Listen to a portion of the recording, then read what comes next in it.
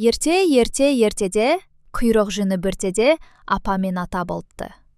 Бірде атай апаға былай депті. Әй, кемпір, бүгін бауырсақ пісірсеңші. Үйде ұн жоқ қой. Әй, кемпірім-ай, қаптың түбін қарап көр, ұн табылып қалар. Қаптың түбінде 2 уыс ұн қалыпты. Кемпірі солай істейді. Қаптың түбін қырып-қырнап, 2 уыс ұн табады да, қаймаққа шылап, қамыр илеп, бауырсақты майға пісіріп, терезе алдына суытуға қояды. Бауырсақ терезе алдынан далаға қарай домалайды. Одан әрі жолмен зырлай жөнеледі. Домалаймын, жолда ән салып барамын. Бауырсақтың алдынан қоян шығады. Бауырсап, мен сені жеймін. Жеме, мен саған өлең айтып берейін. Атамнан да қаштым, әжімнен де қаштым, енді сенің қашамын. Бауырсақ өлең айтып домалап кетеді. Қоян артта қалады. Бауырсақтың алдынан қасқыр шығады. Ей, бауырсақ, мен сені жеймін. Жеме, мен саған өлең айтып берейін.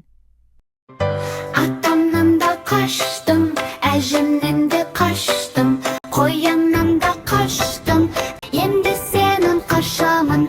Бауырсақ өлең айтып домалап кетеді. Қасқыр артта қалады. Бауырсақтың алдынан аю шығады. Ей, бауырсақ, мен сені жеймін.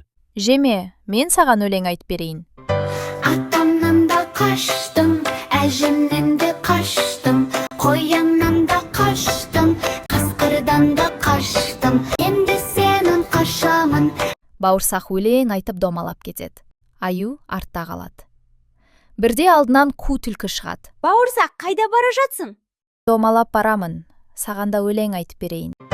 Атамнан да қаштым, әжімнен де қаштым, қояннан да қаштым, қасқырдан да қаштым, аюдан да қаштым, енді сенің қашамын.